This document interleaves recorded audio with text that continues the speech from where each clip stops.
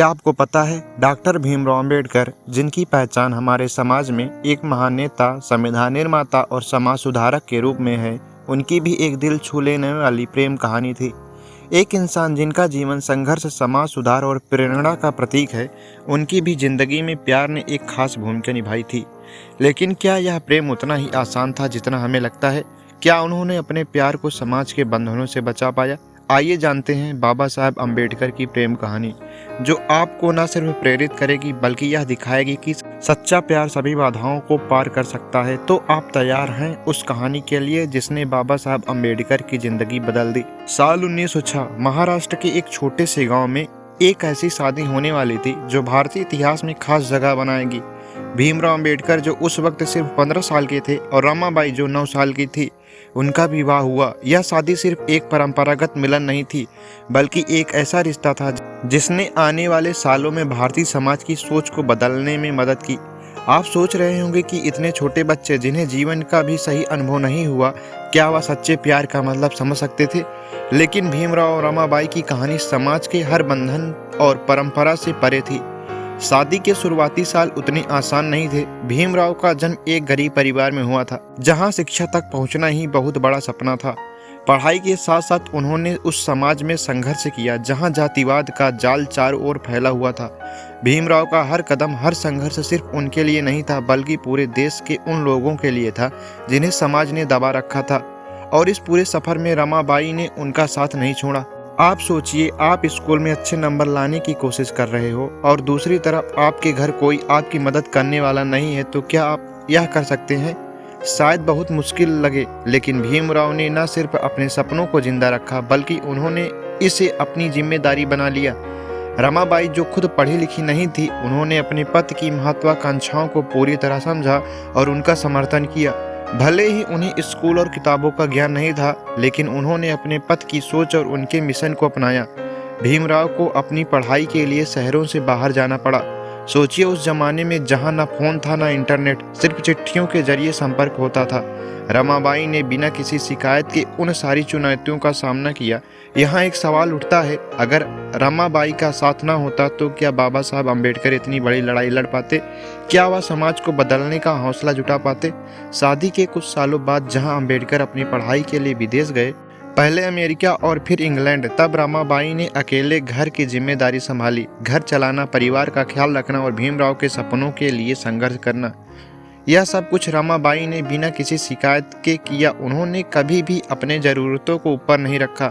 इस दौरान अम्बेडकर की जिंदगी में एक बात हमेशा साफ थी, उनका मिशन बड़ा था, लेकिन रमाबाई ने उन्हें उस मिशन को पूरा करने की ताकत दी। वह सिर्फ एक पत्नी नहीं थी, बल्कि एक ऐसी साथी थी जिसने हर मुश्किल घड़ी में भीमराव को संभाला। लेकिन क्या यह सब इतना आसान था? क्या अम्बेडकर और रमाबाई की जिंदगी में कभी कोई ऐसा मोड़ आया जहां इस रिश्ते पर खतरा मंडराने लगा? क्या उनकी प्रेम कहानी भी संघर्षों से अछूती रही?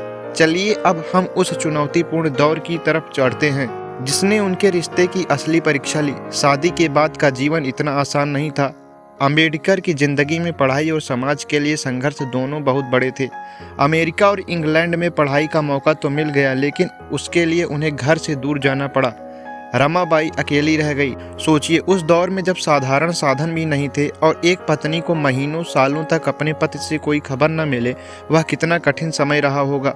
रमाबाई ने एक ओर घर की जिम्मेदारी निभाई और दूसरी ओर भीमराव की हिम्मत बनी रही। वह जानती थी कि भीमराव का सपना सिर्फ उनका नहीं बल्कि पूरे समाज का सपना था। उन्होंने कभी इस बात की शिकायत नहीं की उनका पति उनसे दूर है। सोचिए, एक साधारण महिला जिसने पढ़ाई लिखाई भी नहीं की थी, वह इतने बड़े सपने को समझ रही थी और उसे पूरा करने में मदद कर रही थी। क्या आज के समय में इतनी लंबी दूरी पर रिश्ते इतनी आसानी से निभाए जा सकते हैं? शायद नहीं, पर रमाबाई ने कभी हार नहीं मानी। वह जानती थी कि भीमराव के बिना यह दुनिया, यह समाज कभी नहीं बदल सकता। अम्बेडकर अपनी पढ़ाई के लिए दिन रात मेहनत कर रहे थे और दूसरी तरफ रमाबाई अपनी सीमित साधनों के बावजूद अपने परिवार और समाज के लिए संघर्ष कर रही थी। भीमराव जब विदेश में थे, तब उन्हें वहाँ की जीवन शैली, पढ़ाई और खर्चों को मैनेज करना पड़ता था। उनके पास पैसे भी कम थे, लेकिन उनके दिल में रमाबाई का विश्वास और प्यार हमेशा जिंदा रहा। वह जानते थे कि उनके पीछे एक ऐसे साथी है जो हर मुश्किल में उनका साथ देगा। लेकिन इतने लंबे समय तक दूर रहना और रमाबाई के अकेले पन का क्या, वह गांव में रहती थी जहां की सामाजिक परिस्थितियां बहुत कठिन थी। वहां के लोग भी यह समझ नहीं पाते थे कि भीमराव इतने सालों से क्यों दूर हैं और रमाबाई यह सब कुछ क्यों सहन कर रही है। पर रमाबाई की नज़रें हमेशा भीमराव के सपनों पर थी। उन्होंने अपने व्यक्तिगत दुखों को कभी अपनी प्राथमिक नहीं बनने दिया। सोचिए, आज के समय में अगर आपको अपने साथी से महीनों तक कोई खबर न मिले तो क्या आप वैसे ही धैर्य रख पाएंगे? शायद हम में से कई लोग बहुत जल्दी परेशान हो जाएंगे, लेकिन रमाबाई का धैर्य टूटने नहीं पाया। वह जानते हुए भी उनके पति समाज सुधार के बड़े काम में लगे हैं, उन्होंने अपने अकेलेपन को कभी भी रिश्ते में बाधा नहीं बनने दिया। इसी दौरान डॉक्टर अंबेडकर ने भी अपनी हर मुश्किल घड़ी में रमा को याद किया। उनकी चिट्ठियों में उनके संघर्षों में रमाबाई का जिक्र होता था, लेकिन यह कठिनाइयां उनके प्यार की परीक्षा का अंत थी या फिर जिंदगी में एक और बड़ी चुनौती आने वाली थी जो उनके रिश्ते को पूरी तरह से बदल देगी।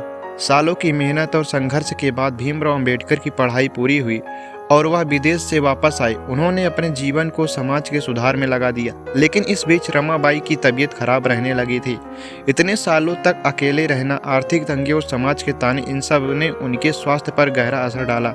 भीमराव यह समझते थे, लेकिन समाज सुधार का उनका काम बहुत बड़ा था जिसे वह छोड़ नहीं सकते थे।